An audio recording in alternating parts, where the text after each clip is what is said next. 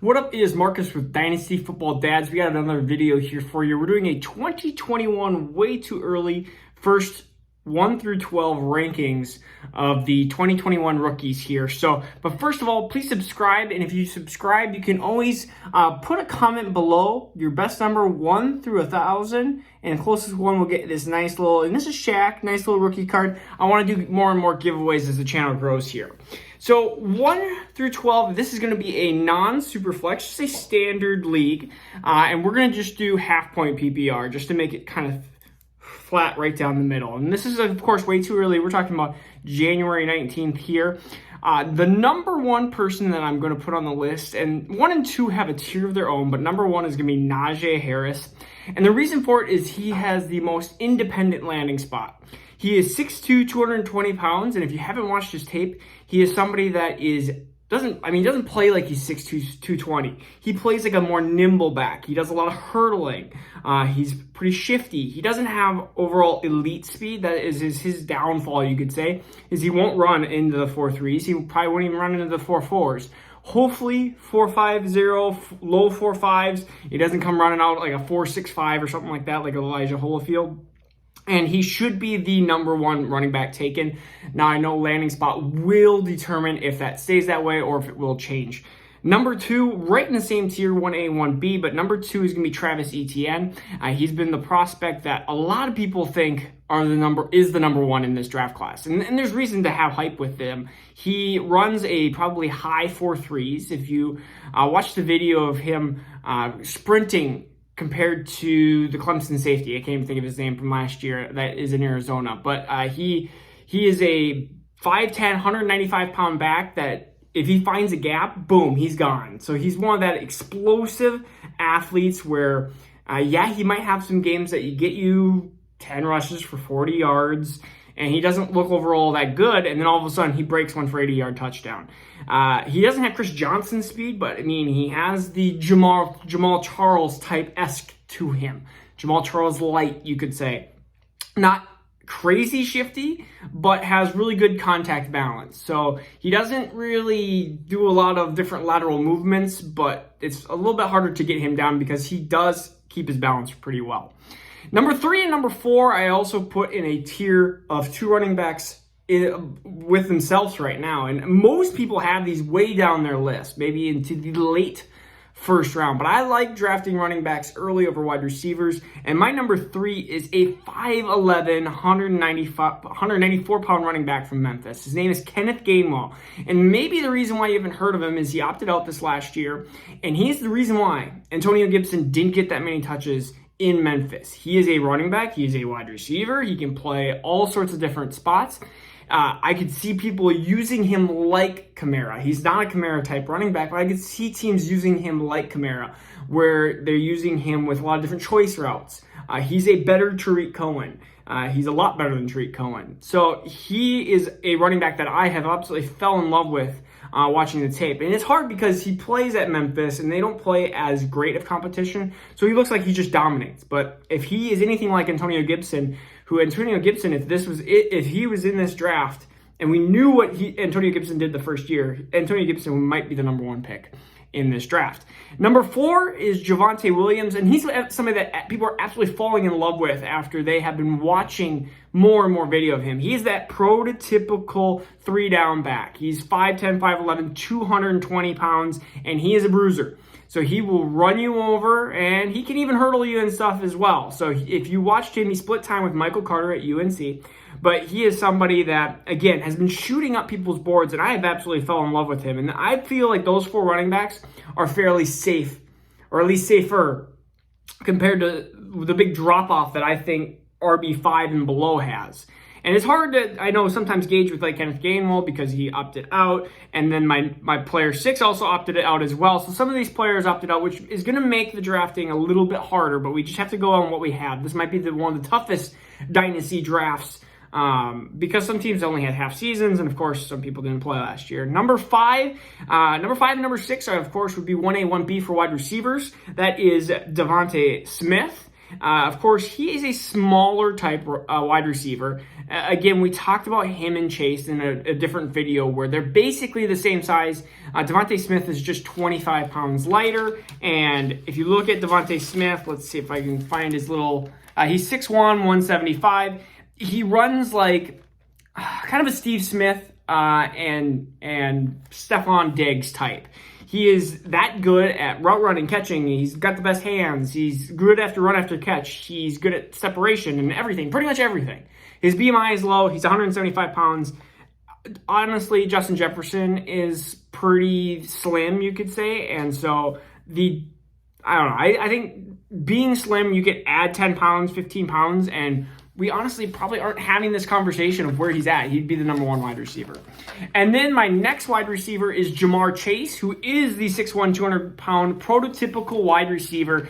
And he didn't play last year, of course, but he had 84 catches for 1,780 yards and 20 touchdowns with Joe Burrow, which is absolutely incredible. That is a ton of production.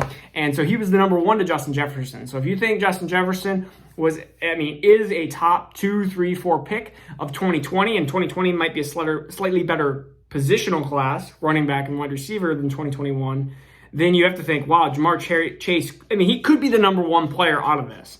And the only reason we put him down is because I do like some of those running backs better. But if you need a wide receiver and you're in wide receiver help and you drafted him number one, I would not complain one bit. There's realistically, I think, 6 people that could go number one, depending on draft place and where they're going to go as well. And so my number 7, he's been rising up my boards a lot, and he's going to be really interesting because is he going to be Darren Waller or is he going to be more Evan Ingram? And so he is 6'6", 240 pounds. We were talking about Mr. Kyle Pitts.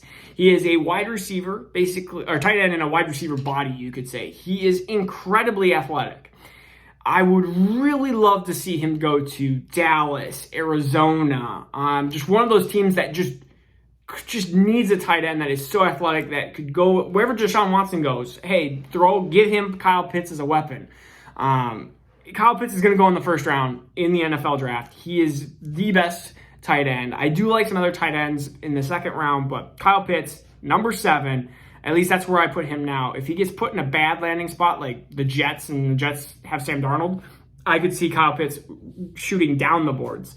But number 7 is probably one of the higher places that you'll see him in a non-tight end premium league. So number 8 is Rashad Bateman. I am a Vikings fan, you can see. I'm also a Gophers fan, so I'm a Minnesota fan at heart. And so Rashad Bateman, 6'2", 209 pounds. The biggest comp that I would have, and I'm going to do a video about him soon, is he's more of a Kenny Golladay type. He's really good at everything, but he's not super fast as well. He is very similar to Jamar Chase, but just didn't have the Jamar Chase type production. And that could be partly quarterbacks as well. They had Tanner Morgan, they had Zach Armstead, but really, if you saw the quarterback play, it was iffy at times. And Rashad Bateman opted out, came back, played well, but then opted out of the season again. And so him being 6'2", 209, he's a prototypical wide receiver spot. And I really, really do like if he lands at a good spot, he could be a great X wide receiver. Number 9, this is really a place where I'm not sure where to put Trevor Lawrence. And a lot of people aren't, but number 9 would be Trevor Lawrence. And of course, he's 6'6", prototypical size, once-in-a-generation talent. We already know that. But in a 1 QB league, he is a very hard person to gauge because do you draft somebody over some of these elite wide receivers and running backs in a great class versus drafting a quarterback that could be the number 5 quarterback for the next 10 years. So it's really difficult to put, but I devalue quarterbacks. And honestly, I could probably knock him down a couple more pegs if other wide receivers, like the next ones that we're going to be talking about here, the next players, if they have a better draft position, or not a draft position, if they have a better draft scenario where they have opportunity for playing time and stuff like that, I could really see them going up the boards. And that's where my number 10 and number 11 are wide receivers that are the same, almost the same size, but they play slightly different. And so Rondale Moore, 5'9", 181, he is number 10, and number 11 is Jalen Waddle, 5'10", 183. Now, Jalen, the problem why these wide receivers aren't higher is because they are not the prototypical size. They are not the prototypical high fantasy production. They are going to be good wide receivers for your NFL team, but are they going to be good fantasy wide receivers? You don't draft a wide receiver in fantasy football and be like, well, he's going to be a good NFL player, so hopefully. You draft them for hopefully the fantasy production. And I always give this example out of who's a better quarterback. Is it Jalen Hurts or is it Joe Burrow? It's Joe Burrow by a million miles. But who's going to be the better fantasy quarterback? It might be closer than people think, especially Jalen Hurts runs so much. Who's the better quarterback? Lamar Jackson or a lot of different quarterbacks? But Lamar Jackson is so good on his feet. It's almost like a cheat code. Wide receivers, these might be a better especially Rondale Moore is going to be a better PPR wide receiver. So it's full point. You might move him up a little bit. But Rondale Moore would fit great in like a Green Bay scheme. And Rondale Moore is kind of that like Steve Smith type. I would say maybe Percy Harvin. It's hard because he's more of a Percy Harvin than I guess probably Steve Smith because he's really good at short catches. He can do toss plays and runs, and he can basically tear a team apart. And he catches the ball a lot, and he can be utilized a lot in the offense.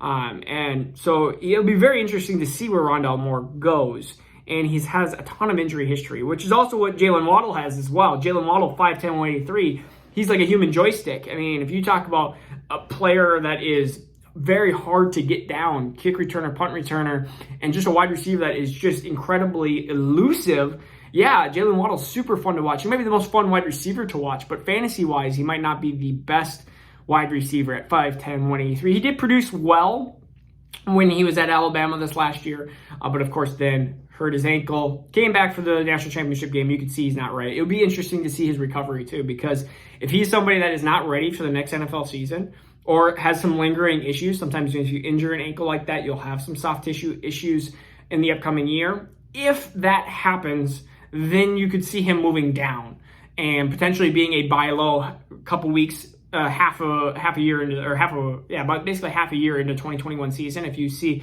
Jalen Waddle has not been used that much, that might be a super buy low candidate. And number 12, he has been the biggest faller off of a lot of people's boards.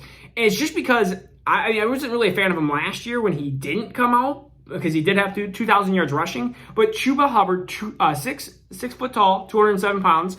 He is very, very fast. He's a track star in high school, but he is a one-line, doesn't really do much like cutting-wise, breaking tackles-wise.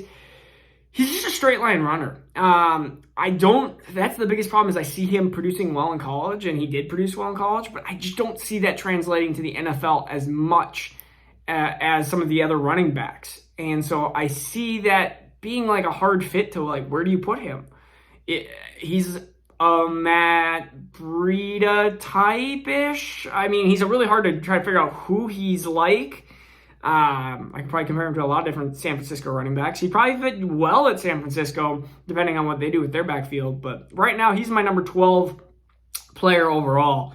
And depending on, again, situation, this is why it's way too early. These are just 12 basically rankings. But, I mean, the NFL draft can come around. And my first 4, 5, 6 people all moved around and stuff like that in the 2020. We talked about how Swift was my number 1, Dobbins was number 2, and they ended up being number 3 and number 4.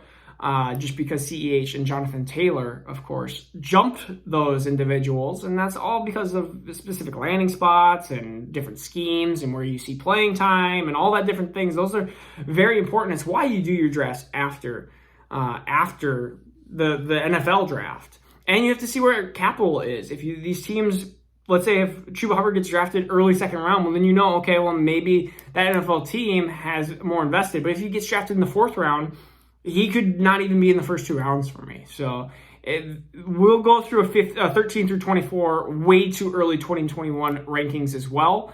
And we'll probably do some super flex and things in the future, in the near future. And we'll do some non-rookie stuff here in the very upcoming weeks. So this is Marcus with Dynasty Football Dads. I really hope you enjoyed the video. And if you have any other ideas for more videos that you would like to see, or if you have any other questions, please comment them below, especially with your number 1 through 1,000. So I will see you next time. Take care. Have a good one, guys.